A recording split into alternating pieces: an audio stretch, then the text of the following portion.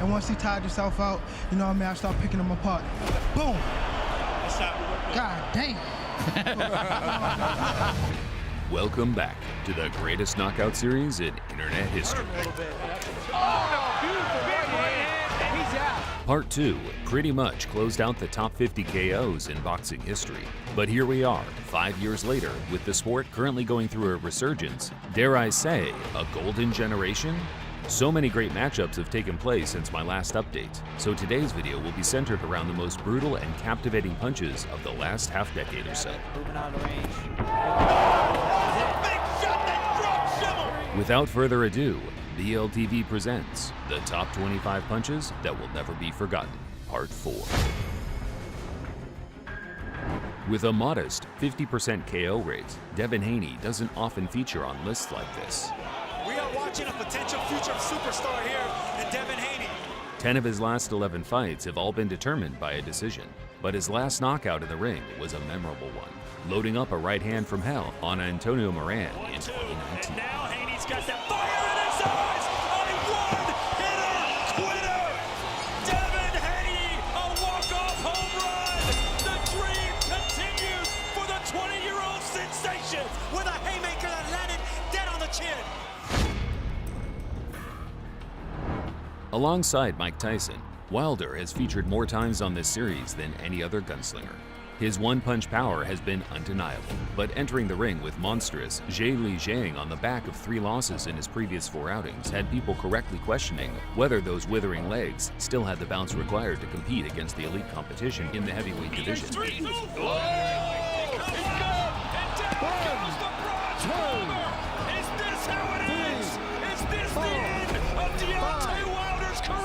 Wilder was in no man's land, seemingly laughing to the ref milliseconds before his career was essentially put to rest.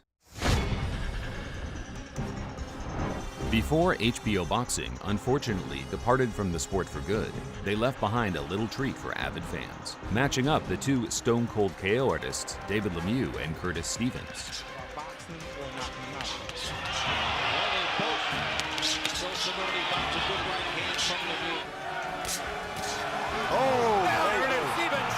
Cold. Real-time action, wow. A great fight closed out in the manner many expected. Just another day in the office for Lemieux.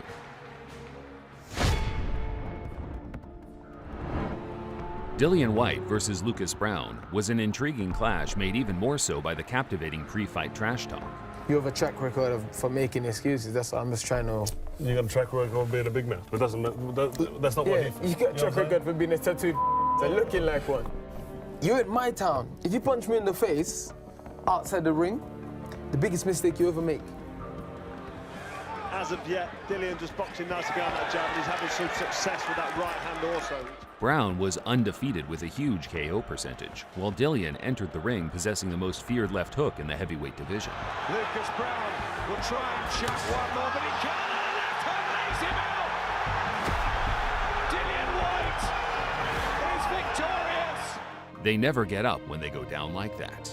A ruthless finish for Dillian the villain.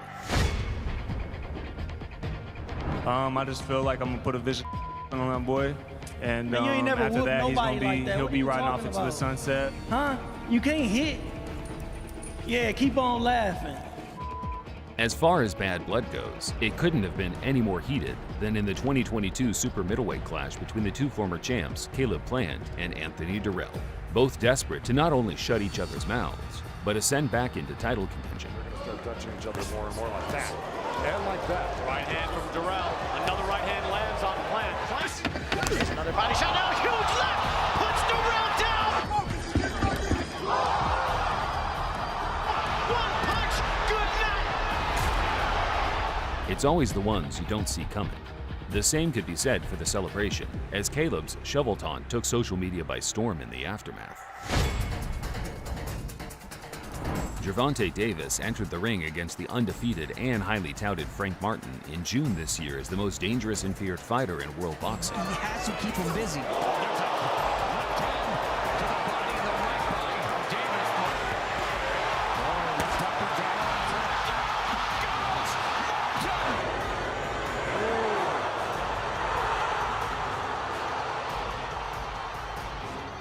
The speed of the finish in real time was a sight to see. Still, it's even more impressive just seeing how a master marksman like Davis can capitalize on the quick openings by almost slowing down time and picking his shots with incredible timing and power. Boom. God damn. Martin became the 8th unbeaten fighter to succumb to Davis's right hand. The Australian cruiserweight sensation, Jai Oppenheimer Opetaia, has been an interesting one to watch for ardent fans for the last few years. But Turkey Al Sheikh took his profile to the next level when featuring him on the Saudi Day of Reckoning card in December 2023. Zorro in the ring, he's not getting bullied too far. Big shot! Zorro is out. Zorro is out. His head hit the canvas. That's bad news. Man, these dudes put the people in front of me and I just knock them out, so that's what I gotta do. After a controversial decision that everyone thought underdog Rayo Valenzuela won in March 2023, cocksure Chris Colbert promised to silence his critics in their rematch 9 months later. And I want him to stop crying and crying and crying and crying and take his loss like a man. I was not forced into this. I did this because I want to prove to the world why he didn't win. And this time I'm gonna come and dominate. Well, the actual fight couldn't have gone any different, as the underdog entered the ring with ice in his veins and revenge solely on his mind. But it's all Jose Valenzuela! He beat Colbert pillar to post before putting their feud to rest for good in the 6th. The case could be made that, yeah, Colbert should be 0-2 at 131. The right hand! Jose the Light Valenzuela just put him out like a light.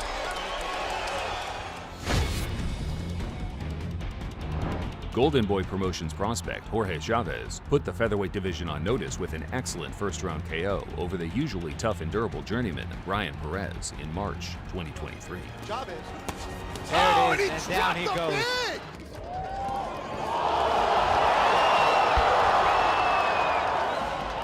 That was it. He was out on his feet right there. Out. There was a lot on the line for the Mayweather-signed Andrew Tabiti in 2019, matching up against the KO doctor, Yuniel Dorticus, for not just a world title at cruiserweight, but a lucrative and prestigious slot in the World Boxing Super Series final. Making a hot pace, he's tried to, make it hot in there, and he's achieved that really. Oh, big right hand. Big right hand there from Dorticus, the KO doctor. Tabiti made the same mistake many TMT fighters do. Try to box like Floyd, despite lacking the talent and makeup to produce those money-made type performances against genuine killers like Dorticus. Coincidentally, we have a World Boxing Super Series winner up next, as the undisputed cruiserweight champion, Oleksandr Usyk, first looked to dip his toes into the heavyweight division in 2018 by matching up with much-informed Tony the Bomber Bellew. I don't care what you say, doesn't mean you always lose against them, but it's hard to get the sparring against these left-handed fighters. Bellew was having some success and feeling himself in there before the inevitable Usyk finished downloading his data and started applying his well-renowned late-game pressure. He's really closing this gap with real, minimum effort push. And that's Tony lights out for Tony Bellew. And Oleksandr Usyk finds the answer and cements his place as the World Cruiserweight King. He is a great champion, the greatest man I've ever shared the ring with. Thank you. He deserves all the success in the world. When Gabriel Bracero entered the ring with just 3 KOs in his entire 25-fight career, not many were expecting fireworks, let alone a 2015 KO of the Year contender. Different fighters. And going down, Bracero has put down O'Connor. It's over. The right has finished it. That's it. Calm down. Wow. Next, we have an unusual clash of nations as the Filipino lightweight contender Romero Duno squared off with the vastly overmatched Indian semi-pro Kuldeep Danda. A big one landed by Duno. Romero, right this time. Wobbly legs for Kuldeep Danda. Might just go for broke. Oh, what a massive knockout punch. No need for a kill. Kuldeep Danda is put to sleep by ruthless Romero Duno. How and why this fight ever got put together is beyond me. A fantastic finish, nevertheless. Cuban prospect Yoenis Tellez made quite the statement against Livian Navarro in December 2023, flexing his stopping power in front of a younger, broader audience as the crowd anticipated a Jake Paul main event.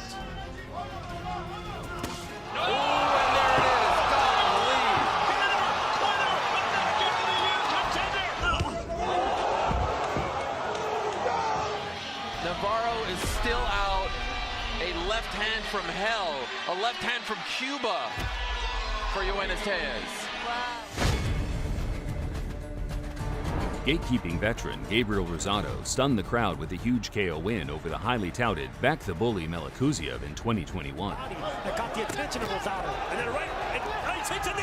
First round. Back looked to be cruising after securing a knockdown in the first, but Rosado regained his composure and showed the young gun a few veteran techniques en route to pouncing with a deadly right hand. Good body shot by Rosado. Yeah, Rosado with a left to the body. Use that word earlier. Ooh, big shot in. Oh, Gabe Rosado just put him flat on his face.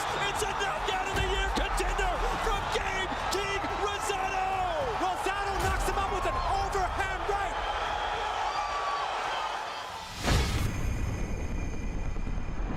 Top cruiserweight contender and eventual champion Murat Gassiev was in no mood for feel-out rounds when he retired the former amateur standout Jordan Schimmel in their world title eliminator in 2016. Schimmel's doing a great job, jabbing, moving out of the range. Big shot that drops Schimmel. And this fight is over. He's out. Stay back. Both Hugo Centeno Jr. and Emmanuel Olim were on the cusp of a world title shot when they met on a Premier Boxing Champions card in 2017. Staying stationary, and he is moving as he sticks that jab right there on the belly. Oh my goodness! Down goes Olim! Olim has been knocked senseless! This one is over! Centeno was awarded with a big fight against Charlo for winning, unfortunately coming up short in the second round. It was nights like this that got British and global heavyweight boxing fans excited about young prospect Daniel Dubois. Caught early, and he's looking to put him away again in this opening round, and he goes out for a second time. Dubois' opponent, AJ Carter, looked a million miles out of his depth from the opening bell. But before he had a millisecond to process the situation, Daniel came storming in with a Mack truck of a right hand. Carefully, and now, oh, that's surely it. Massive right hand. And a colossal right hand from Daniel Dubois, and Carter with that, I think, has been knocked cold.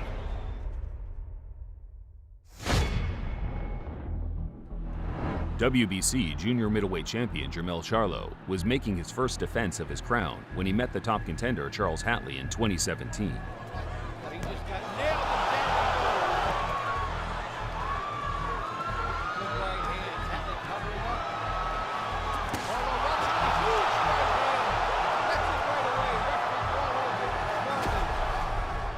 Charlo, revered for his punching power, went on to KO the majority of his remaining opponents on his route to becoming an undisputed champion. Australian middleweight champion Isaac Hardman made easy work of his overmatched fellow Aussie opponent Bo Hardis on the Opataya Bradis 1 undercard in 2022. Oh, big right hand. Oh, that's too big. Oh, that is massive.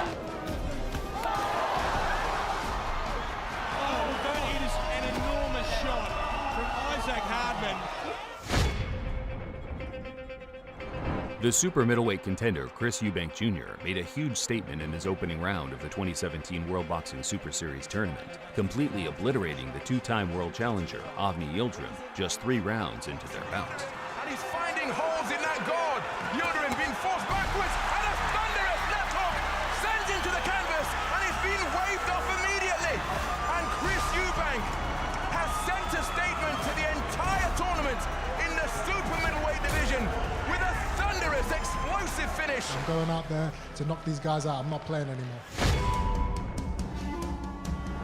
Spanish boxing icon Kiko Martinez finally caught a break after suffering countless defeats at the hands of top-rated British bantamweights, entering the ring once more as an underdog against the IBF champion Kid Galahad. Kid Galahad across the first 4 rounds until a highlight reel right there, and another one, and this time it is all over, and all of those critics critics who said this man wasn't worthy of a title shot.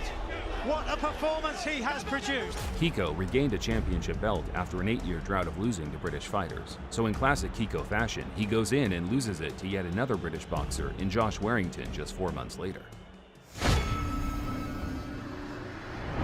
On to more pressing matters. The former 2-time heavyweight champ Anthony Joshua was 2 fights back into his rebuild in 2023, matching up with the hard-hitting old pro Robert Helenius. It's a really good right hand there. Outside of the odd 1-2 from AJ, the contest was fairly lackluster. However, a simple 1-2 can cause absolute cataclysm when they're being traded by 2 250-pound punchers. Robert Helenius is not a mug.